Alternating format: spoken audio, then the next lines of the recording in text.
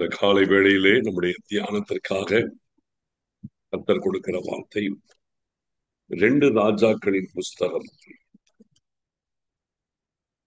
4வது அதிகாரம் முதல் 2 வசனங்களை நான் வாசிக்கிறேன். 2 ராஜாக்களின் புஸ்தகம் 4வது அதிகாரம் முதல் 2 வசனங்கள்.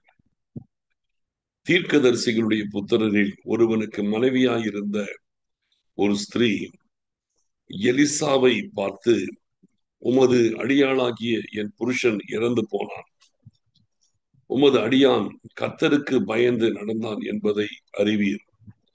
கடன் கொடுத்தவன் இப்பொழுது என் 2 குமாரரையும் தனக்கு அடிமைகளாக்கி கொள்ள வந்தான் என்றாள். எலிசா அவளை நோக்கி, நான் உனக்கு என்ன செய்ய வேண்டும்? வீட்டில் உன்னிடத்தில் என்ன இருக்கிறது சொல் என்றான். அதற்கு அவள், ஒரு குடம் எண்ணெய் அல்லாமல் உமது அடியாருடைய வீட்டில் வேறு ஒன்றும் இல்லை என்றாள். திருப்பி இந்த பகுதியை நான் திருப்பி படிக்கிறேன். 2வது வசனத்தை மட்டும் படிக்கிறேன். எலிசா அவளை நோக்கி, நான் உனக்கு என்ன செய்ய வேண்டும்? வீட்டில் உன்னிடத்தில் என்ன இருக்கிறது சொல் என்றார். அதற்கு அவள், ஒரு குடம் எண்ணெய் அல்லாமல் உமது அடியாருடைய வீட்டில் வேறு ஒன்றும் இல்லை என்றாள். இந்த இடத்திலே பார்க்கும் பொழுது தீர்க்கதரிசிகளின் புத்திரர் அவர்கள் எலிசாவின் தலைமையிலே இவர்கள் வாழ்ந்து கொண்டிருக்கிறார்கள். அப்படி இருக்கும் பொழுது ஒரு தீர்க்கதரிசியின் புத்திரன் மரித்து விடுகிறான். அவனுடைய மனைவி 2 பிள்ளைகள் இருக்கிறாங்க. இப்பொழுது அந்த வீட்டின் வருமானம் இல்லாத கட்டத்திலே கடன் வாங்கி விடுகிறார்கள். ஏராளமான கடன். கடன் கொடுத்தவர்கள் கடனை திருப்பி கேட்கிறாங்க, கொடுக்க முடியல. அதனால அவருடைய பிள்ளைகள் 2 பேரையும் அடிமைகளாய் கொண்டு போக மிரட்டுகிறார்கள். இப்ப இந்த பெண்ணுக்கு என்ன செய்வது என்று தெரியவில்லை. நேரடியாக எலிசாவினிடத்தில் வருகிறாள். ஆண்டவரே, உம்முடைய அடியானாகிய என்னுடைய புருஷன் கர்த்தருக்கு பயந்து நடந்தவள் என்பதை அறிவீர். நாங்க இப்ப கடன் வாங்கி இருக்கிறோம். அந்த கடனை கொடுத்தவர்கள் என்னுடைய பிள்ளைகளை பிடித்துக் கொண்டு வருகிறார்கள், என்ன செய்யட்டும் கேட்கிறார். அதற்கு எலிசா அவளை பார்த்து கேட்ட கேள்வி, உன்னிடத்தில் என்ன இருக்கிறது? நான் உனக்கு என்ன செய்யணும்? முதல் கேள்வி, நான் உனக்கு என்ன செய்யணும்? 2வது, உன்னிடத்தில் என்ன இருக்கிறது? அதற்கு அந்த பெண் சொன்ன வார்த்தை, என்னிடத்தில் ஒரு குடம் எண்ணெயே அல்லாமல் வேறொன்றும் இல்லை அப்படிங்கிற. அவன் கேட்ட கேள்வியும் அந்த பெண் சொன்ன பதிலும், உன்னிடத்தில் என்ன இருக்கிறது? என்னிடத்தில் ஒரு குடம் எண்ணெய் அல்லாமல் வேறு ஒன்றும் இல்லை. நான் கேட்டது என்ன இருக்குதுன்னு கேட்கிறாரு. இவள் இல்லைன்னு சொல்லி முடிக்கிறார். அவனுடைய மனதிலே, எலிசாவுடைய மனதிலே என்ன இருக்கிறது? அந்த கேள்விதான் வந்தது. என்ன இருக்குது சொல். அதற்கு அந்த பெண் சொல்லியிருக்கிறார், என்னிடத்துல ஒரு குடம் எண்ணெய் இருக்கிறது. இல்ல, அதான் பதில். ஒரு இடத்துல என்ன இருக்கிறது? என்னிடத்துல ஒரு குடம் எண்ணெய் இருக்கிறது. அவ்வளவுதான், முடிஞ்சு போச்சு. அதை தவிர வேறு ஒன்றும் இல்லை என்பது எதற்கு? இல்லையா? அந்த வார்த்தை எதுக்கு? அதை தவிர வேறு ஒன்றும் இல்லை என்கிற அந்த வார்த்தைக்கு அவசியம் கிடையாது. இன்னைக்கு நிறைய பேருடைய வாழ்க்கையின் மனநிலைமை என்ன இருக்குது அப்படின்னா, இருக்கிறத விட்டுட்டு இல்லாததை சொல்லிட்டு இருப்பாங்க. இல்ல, என்ன இருக்குதுன்னு ஆண்டவர் கேட்கிறாரு, என்ன இல்லைங்கிறத பேசிட்டு இருக்கிறோம். ஆண்டவர் நம்முடைய வாழ்க்கையில் எத்தனை காரியங்களை இருக்க வைத்திருக்கிறார். இருக்க வைத்திருக்கிற காரியங்களை நினைப்பதில்லை. இல்லாதவைகளை சொல்லி நாம் புலம்புகிறதற்கு நாம் நினைக்கிறோம். எத்தனை நன்மைகள் நம்முடைய வாழ்க்கையில் இருக்கிறது, எத்தனை ஆசீர்வாதங்கள் நம்முடைய வாழ்க்கையில் இருக்கிறது, எவ்வளவு கிருபை நம்முடைய வாழ்க்கையில் இருக்கிறது, எவ்வளவு மேன்மை நம்மிடத்தில் இருக்கிறது, எவ்வளவு வசதி இருக்கிறது, எவ்வளவு மேலான விஷயங்கள் நம்முடைய வாழ்க்கையிலே ஆண்டவர் கொடுத்திருக்கிறார், எவ்வளவு நல்லது இருக்கிறது. ஆனால் ஆண்டவர் கொடுத்த அந்த நன்மைகள், நம்மிடத்தில் இருக்கிற அந்த காரியங்கள், அதை நம்ம நினைக்கிறதை விட்டு விட்டு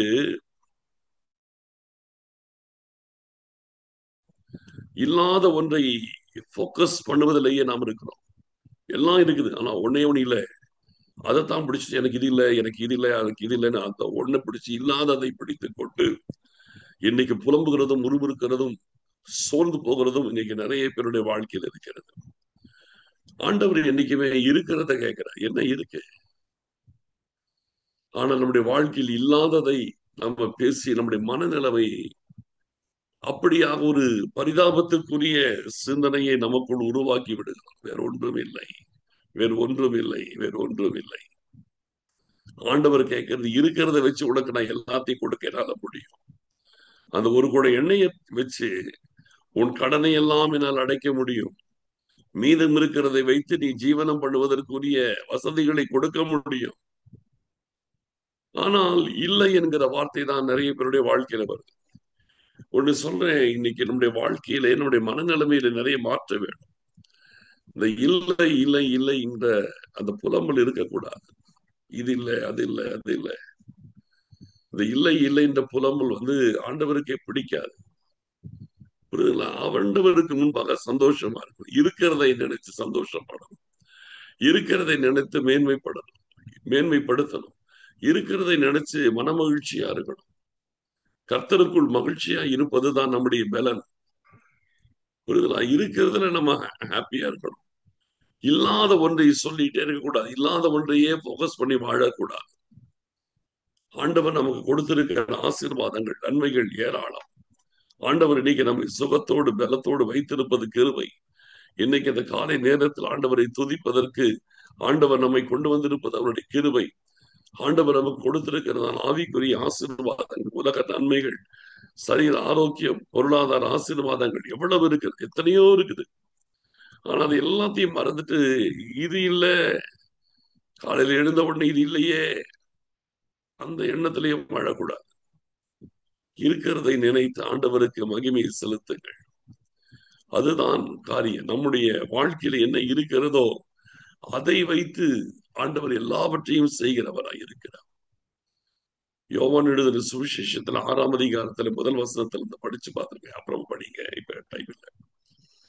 அங்க பாத்தீங்கன்னா ஆண்டவர் ஒரு கூட்டத்தை நடத்துகிறார். பின்பு அது பெத்சாயிதா பட்டணத்துல நடக்குது. பின்பு பிலிப்பை கூப்பிட்டு கேட்கிறார், இவ்வளவு பேருக்கு உணவு கொடுக்கிறதற்கு நாம எங்கே போய் ஆயத்தம் பண்ணலாம்னு கேட்கிறார். பிலிப்பு பார்க்கிறான், ஜனங்களுடைய கூட்டத்தை எண்ணி பார்க்கிறான். பெரிய கூட்டம், ஆயிரக்கணக்கானவர் இருக்கிறாங்க. இவ்வளவு பேருக்கும் நம்ம உணவு கொடுக்கிற 200 பணத்துக்கு அப்பங்களை கொண்டாலும் இது பத்தாதே என்று சொல்லி அவன் கணக்கு பார்த்து சொல்றான். அப்ப ஆண்டவர் கேட்கிற, உங்களிடத்துல என்ன இருக்கிறது? இல்ல, உங்கள்கிட்ட என்ன இருக்குது? இல்லாத 200 பணத்தை நீ நினைக்கிற. 200 பணத்துக்கு வாங்கினா கூட கொஞ்சம் கொஞ்சம் தான் கொடுக்க முடியும், பிலிப்புடைய கால்குலேஷன். இப்ப ஆண்டவர் கேட்கிறாரு, இல்லாத 200 பணத்தை பத்தி ஏன்பா யோசிக்கிற? உங்கள்கிட்ட என்ன இருக்குது? இல்லையா? 200 பணம் கால்குலேட் பண்ணி சொல்ற, 200 பணம் இல்லையே நம்மகிட்ட. இல்லாத ஒன்றை ஏன் யோசிக்கிற? 200 பணத்துக்கு வாங்கினாலும் பத்தாதுன்னு சொல்லி ஏன் அப்படி யோசிக்கிற? உங்கள்கிட்ட என்ன இருக்கிறது? இப்பதான் கொஞ்சம் உரைக்குது. அந்த நேரத்துல அந்திரேயா அங்க இருக்கிற, உடனே தேடி பிடிச்சு என்ன இருக்குதுன்னு ஆண்டவர் கேட்கிறாரு. தேடி பிடிச்சு பார்க்கிற, ஒரு பையனிடத்துல 5 அப்பங்களும் 2 மீன்களும் இருக்கிறது. அதை கொண்டு வந்து கொடுத்து, ஆண்டவரே இங்க ஒரு பையன் இருக்கிறான், அவனிடத்தில் 5 வார்கோதுமை அப்பங்களும் 2 மீன்களும் இருக்கிறது. ஆனாலும் இவைகள் ஏமாத்திரம். ஆனால் அவனுக்கு அது ஒரு பயம், இதை வச்சு என்ன பண்ண முடியும்? ஆனால் ஆண்டவரால் எதை வைத்து எதையும் செய்ய முடியும், இல்லையா? பிலிப்புடைய பதிலும் தப்பா போச்சு, அந்திரேயாவுடைய பதிலும் தப்பா போச்சு. ஆனாலும் இது ஏமாத்திரம், இல்லையா? எப்பவுமே இந்த நெகட்டிவ் திங்கிங் தான். இவ்வளவு பணத்தை செலவு பண்ணாலும் பத்தாது. 5 அப்பம் 2 மீன் இருக்குது, ஆனாலும் பத்தாது. இன்னைக்கு இந்த பத்தாது பத்தாது பத்தாது பத்தாது 2 பேருமே தான் சொல்றாங்க. ஒருத்தர் 200 பணத்துக்கு வாங்கினாலும் பத்தாதுங்கிறான், ஒருத்தர் 5 அப்பம் 2 மீன் வச்சாலும் பத்தாதுங்கிறான். ஆனால் ஆண்டவருக்கு 5 அப்பதும் 2 மீன் அது போதும். இந்த அற்புதம் அந்த அற்புதம் சிமிலரானது. இங்க எண்ணெய் பெருகுச்சு, அங்க அப்பமும் மீனும் பெருகுச்சு. ரெண்டுமே ஒரே விதமான காரியம். அப்போ ஆண்டவர் நம்மள்ட்ட எப்பவுமே இருக்கிறதை வைத்து ஆண்டவர் சகலத்தையும் நிரப்புகிறவரா இருக்கிறார். ஒண்ணுமே இல்லை, ஒண்ணுமே இல்லை, ஒண்ணுமே இல்லை. நிறைய பேர் எனக்கு யாருமே இல்லை, யாருமே இல்லை, யாருமே இல்லை. இயேசு எங்க போனாரு? இல்ல, இருக்கிற இயேசு கிறிஸ்துவை மறந்துட்டு எனக்கு யாருமே இல்லை, எனக்கு யாருமே இல்லை, என்ன யாருக்குமே இல்லை, எனக்கு யாருமே இல்லை. இயேசு எங்க போனார்? இருக்கிறவரை மறந்துடும். இல்ல, இருக்கிறவரை மறந்துட யாருமே இல்லைன்னு புலம்ப கூடாது. நம்மகிட்ட எத்தனை காரியம் இருக்குது, எனக்கு ஒண்ணுமே இல்லை, எனக்கு ஒண்ணுமே இல்லை. இதுதான் இருக்கிறதையும் இல்லாம காலி பண்ணிடுது. விசுவாசம்னு ஒண்ணு இருந்துச்சுன்னா எதையும் செய்யலாம். விசுவாசிக்கிறவனுக்கு எல்லாம் கூடுங்கிறார். ஆண்டவர் இருக்கிறார், அதை உணர்ந்தால் போதும். விசுவாசம் இல்லாமல் தேவனுக்கு பிரியமாய் இருப்பது கூடாத காரியம். தேவனிடத்தில் சேருகிறவர்கள் அவர் உண்டென்றும், தம்மை தேடுகிறவர்களுக்கு பலன் அளிக்கிறவர் என்றும் விசுவாசிக்க வேண்டும் என்று எபிரேயர் 11:6 சொல்லுகிறது. ஆண்டவர் இருக்கிறார்ல, அதுக்கு மேல வேற என்ன இல்லைன்னு நம்ம போறோம். ஆண்டவர் இருக்கிறார்ல. இன்னைக்கு நம்முடைய வாழ்க்கையில் இந்த புலம்பலை நம்ம நிறுத்தணும். இது இல்லை, அதில் இல்லை, அது இல்லை. இல்லாததை பேசுகிறதை விட்டுவிட்டு இருக்கிறதை பேசுங்கள். இல்லாதவைகளை நினைத்து ஒரு பேத்தட்டிக் கண்டிஷனுக்குள்ள போறதை விட்டுட்டு, ஒரு வேதனையான ஒரு இமேஜுக்குள்ள போறதை விட்டுட்டு இருக்கிறதுல நீங்கள் சந்தோஷப்படுங்கள். ஆண்டவர் உங்களை இன்னும் அதிகமாய் நிறைவாக ஆசீர்வதிப்பார். என்னைக்குமே நம்முடைய வாழ்க்கையில் இந்த இல்லை என்கிற அந்த மனநிலைமை, அந்த புலம்பல், அந்த முறுமுறுப்பு, அந்த ஒரு பரிதாபத்துக்குரிய ஒரு காட்சி, அதை நம்ம உருவாக்க கூடாது. ஆண்டவர் இருக்கிறார். அவர் ஒருத்தர் இருந்தா போதும், எனக்குள் எல்லாம் இருக்கிறது. ஆண்டவர் ஒருத்தர் இருக்கிறார், என் கர்த்தரை கூட இருக்கிறார், அது போதும். என் வாழ்க்கையில் எல்லாமே எனக்கு இருக்குது. அவர் ஒருவராலே எல்லாவற்றையும் செய்ய கர்த்தர் போதுமானவரா இருக்கிறார். அவர் ஒருத்தரே எனக்காக யாவையும் செய்து முடிப்பார் இல்லையா? அந்த மனநிலைமைக்குள்ள வரணும். என்னைக்குமே இனிமே இந்த இல்லை இல்லை இல்லைன்னு புலம்புகிறதை ஒருபோதும் உங்க வாழ்க்கையில வழக்கமாக்காதீங்க. கர்த்தர் இருக்கிறார், அதுக்கு மேல என்னைக்குமே நீங்கள் யோசிக்காதீங்க. ஆண்டவரை நீங்க என்னோடு இருக்கிறதுக்காக சோத்திரம், என்னை நடத்துகிறதற்காக சோத்திரம், எனக்கு போதுமானவராய் இருப்பதற்காக சோத்திரம், என் வாழ்க்கையில் எல்லாவற்றுக்கும் எல்லாமுமாய் நீங்க இருப்பதற்காக சோத்திரம். ஆண்டவரை மகிமைப்படுத்துங்க. அவர் ஒருவர் இருக்கிறார் என்கிறதில் நீங்கள் மனமகிழ்ச்சியாக இருந்தால் அதற்குள் எல்லா காரியங்களும் உங்கள் வாழ்க்கையிலே சந்திக்கப்பட்டுவிடும். அது கடன் பட்டதான இந்த பெண்ணாய் இருக்கட்டும், அல்லது ஆயிரக்கணக்கான ஜனங்களை போஷிக்க வேண்டிய ஒரு சூழ்நிலையாக இருக்கட்டும், எதுவானாலும் சரி, இருக்கிறதை வைத்து ஆண்டவர் நம்மை ஆசீர்வதிக்கிறவராக இருக்கிறார். இல்லை என்ற வார்த்தை, இல்லை என்ற புலம்பல், இல்லை என்ற முறுமுறுப்பு நம்ம லைஃப்ல வரக்கூடாது. ஒரு குடம் எண்ணெய் இல்லாமல் வேறு ஒன்றும் என்னிடத்தில் இல்லை. இல்லை, அந்த இல்லைங்கிறத இனிமே உங்க லைஃப்ல இல்லாம ஆக்கிடுங்க. ஆண்டவர் இருக்கிறார், அவர் எல்லாவற்றையும் செய்வார். ஆண்டவரை பார்த்து மகிமைப்படுத்துங்க. நீங்க கூட இருக்கிறதுக்காக சோத்திரம். ஆண்டவரே, உங்க வாழ்க்கையில் ஏதோ இல்லை தெரியும், உங்களுக்கு தெரியும், ஆண்டவருக்கு தெரியும். அதை பெருசுபடுத்தாம, அதை ஹைலைட் பண்ணாம, ஆண்டவரை நீங்க கூட இருக்கிறதற்காக சோத்திரம், நீங்க கூட இருக்கிறதற்காக சோத்திரம், நீங்க என்னோடு கூட இருக்கிறீங்க, அது எனக்கு போதும் ஆண்டவரே. மனரமியமாய், மனப்பூர்வமாய், மனதிலே சந்தோஷத்தோடு ஆண்டவருக்கு நேராய் காணப்படுங்கள். ஆண்டவர் உங்கள் வாழ்க்கையில பெரிய காரியங்களை இந்த நாள் முதல் கர்த்தர் செய்ய வல்லவராக இருக்கிறார். அதனாலே இருக்கிறதை நினைத்து சந்தோஷப்படுவோம். இல்லை என்கிற வார்த்தைக்குள் கொண்டு போகாமல் அந்த புலம்புல முறுமுறுப்போ ஒரு தாழ்வு மனப்பான்மைக்குள்ள போகாதபடிக்கு உங்களை காத்துக் கொள்ளுங்கள். கர்த்தரை நோக்கி பார்க்கலாம். ஸ்தோத்திரம் ஆண்டவரே, உமக்கு ஸ்தோத்திரம். நான் உனக்கு என்ன செய்ய வேண்டும்? உன்னிடத்தில் என்ன இருக்கிறது? உன்னிடத்தில் இருக்கிற ஒரு காரியத்தை வைத்து உனக்கு என்னத்தையும் என்னால் செய்ய முடியுங்கிறார் ஆண்டவர். நான் உனக்கு என்ன செய்ய வேண்டும்? உன்னிடத்தில் என்ன இருக்கிறது? இதுதான் ஆண்டவர் நமக்கு முன் வைக்கிற கேள்வி. உனக்கு நான் என்ன செய்யணும்? உங்ககிட்ட என்ன இருக்குது? என்கிட்ட விசுவாசம் இருக்குது ஆண்டவரே. என் கூட நீங்க இருக்கிறீங்க ஆண்டவரே. நீங்க இருக்கிறீங்க, நீங்க எல்லாத்தையும் செய்வீங்க விசுவாசம் எனக்கு இருக்குது. அது போதும். ஆண்டவர் அதை வைத்து எல்லாவற்றையும் செய்வார்.